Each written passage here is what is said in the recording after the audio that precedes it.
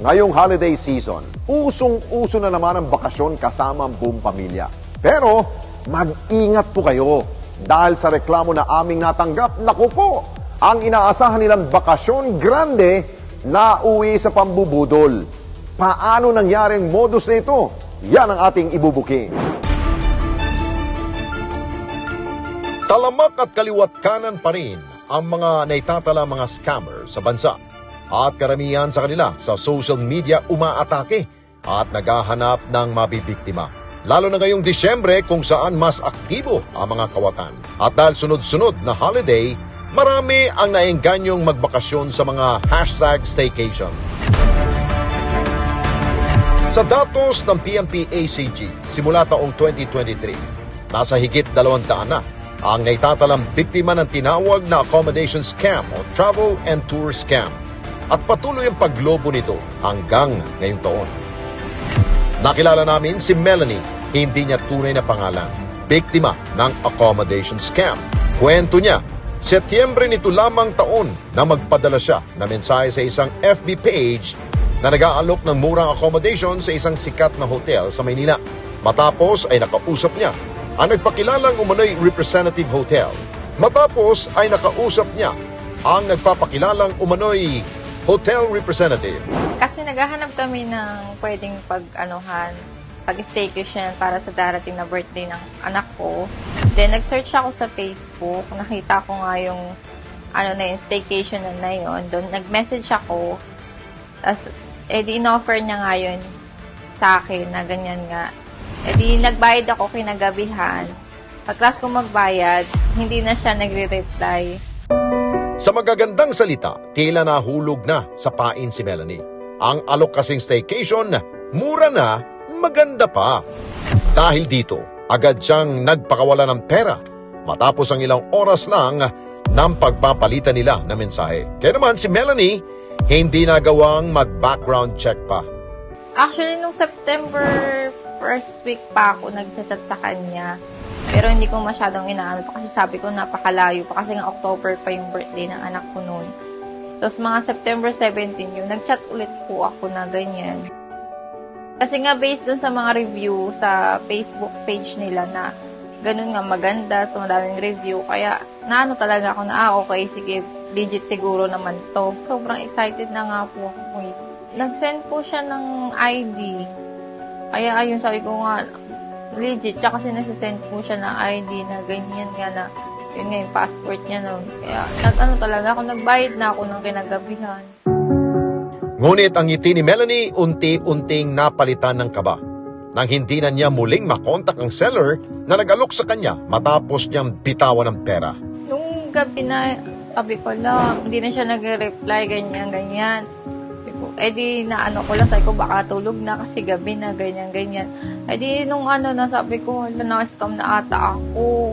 Sabi ko, paano na to? Siyempre, naisip ko pa rin, siyempre, pera pa din yun na siyempre, nag-ipunan mo, tapos ganun-ganun lang.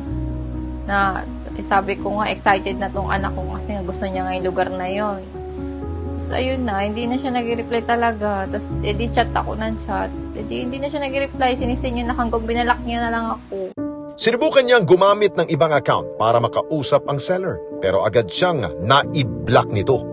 Sinat ko pa siya sa isang Facebook ko. Tapos sanabihan ko na scammer ka, bakit ganyan ka naman.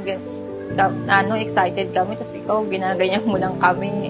Ang scam ka lang ng papakain mo sa pamilya mo, yes, ganyan lang. Nag-chat na rin yung mga best friend ko sa kanya. Niloko pa nga na kesyo pulis nga yung asawa ng best friend ko, kunwari. Ganyan, biglang binalak din sila. Dito na tuluyang napagtanto ni Melanie na biktima na siya ng panluloko. At ang pangarap na pamamasyal nilang mag-anak, tila na uwi sa isang masamang panaginip. Sabi ko sa kanya, hindi na tayo matutuloy kasi na-scam si mama. Kaya sabi niya, na lang, sa susunod na lang, iba na lang tayong pupunta. Kaya nag-swimming na lang kami noon. Nagalit po siya kasi nga syempre, babi niya, ba't di ka nagtitingin ng mga ganyan?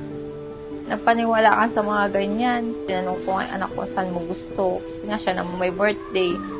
Tapos naghanap ako ng mga pwedeng pag-anuhan ng seller noon. Nakita ko na good reviews naman sila. Kaya dun sa kanya ako book. At para veripikahin ang sumbong ni Melanie, sinubukan ng Responde team na makipagtransaksyon sa itinuturong scammer. Pero ang aming siyasatin at hanapin ang nasabing mga scam FB page at ang personal account ng kawatan ay pareho na itong deactivated. Ito po ay tinatawag natin na accommodation scam.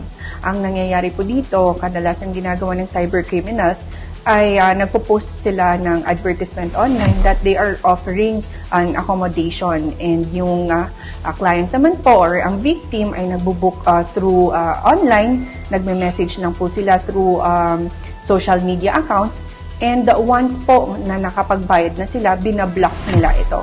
And meron din pong cases na pag dumating dun sa mismong accommodation ay iba yung itsura nung accommodation sa pinopost po nila. Ang other naman po na ginagawa nila ay nag-grab photo po sila dun sa mismong legit na sites. And meron din po na gumagawa ng mismong clone na website. Kaya akala ng mga clients or yung mga nabibiktima ay legit itong website na ito. Sinama ng Responde team si Melanie para makapagsampa ng reklamo sa tanggapan ng PNP Anti-Cybercrime Group o ACG. Doon po makikita natin yung talagang nangyari, yung chronological event, kung paano po kayo nag-usap, paano po kayo nakapagpadala sa kanila ng pera, at kung anong payment service provider na ginamit. And then after that po, mag-a-apply po kami sa court ng cyber warrant. Ang cyber warrant po na i-applyan natin is yung warrant to disclose computer data dito po sa payment service provider na ginamit nila. Ang reason po kung bakit tayo mag-a-apply nun because of the Privacy Act of 2012. Para hindi po ma-violate ni ACG, yung Privacy Act, kailangan po natin applyan sa court yun. And once na nag-grant ni court, mabilis lang naman po yun. Once na grant ni court, i-implement po natin dito sa payment service provider, and mag-antay po tayo ng 72 hours. 72 hours po yung binibigay sa kanila na time. And ang ibabalik po nila sa atin is yung credential kung paano create yung account.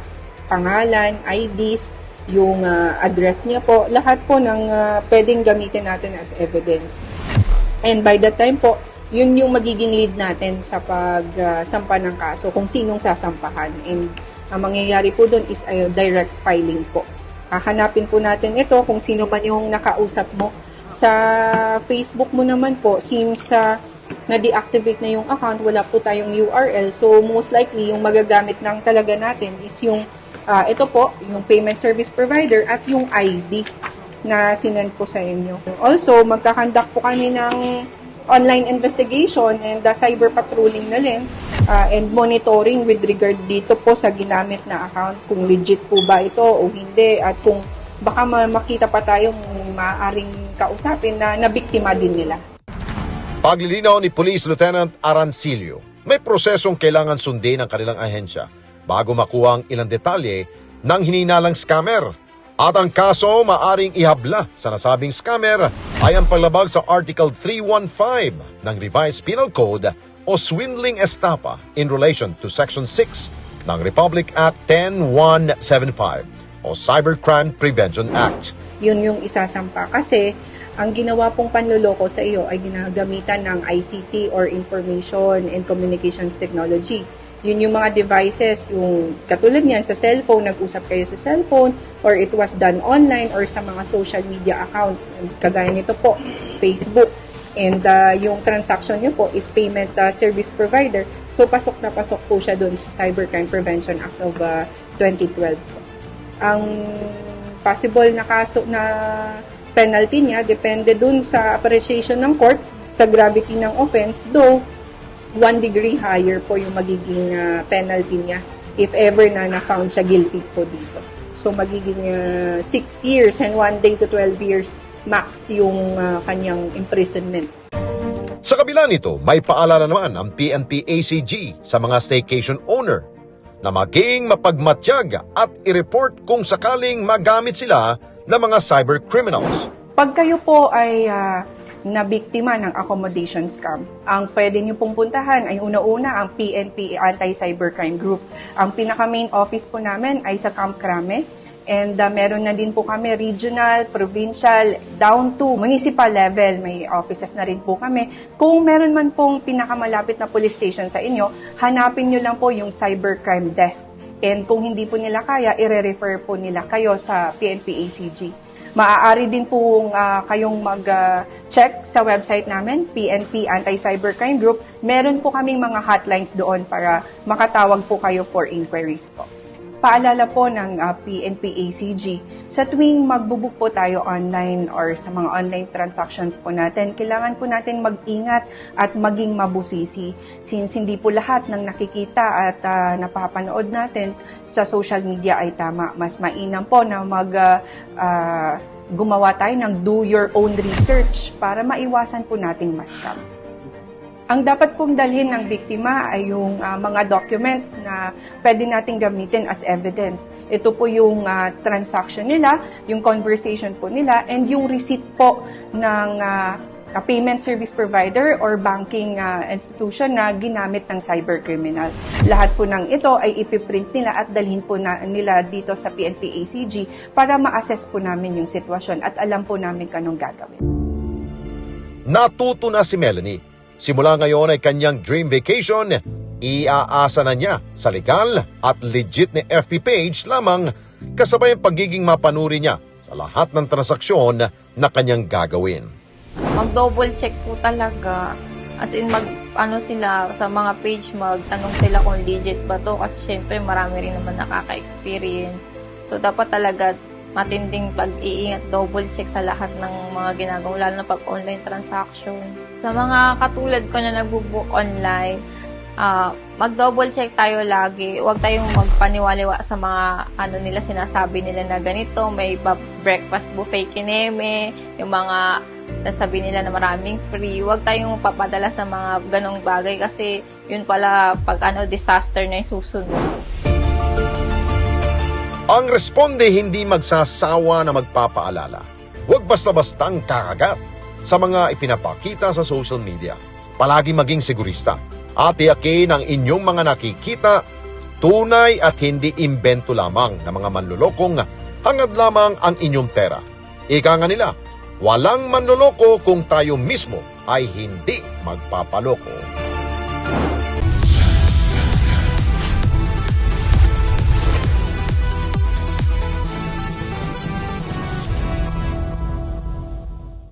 Mga kababayan, salamat po sa inyo pong pagsubaybay sa Responde Mata ng Mamamayan.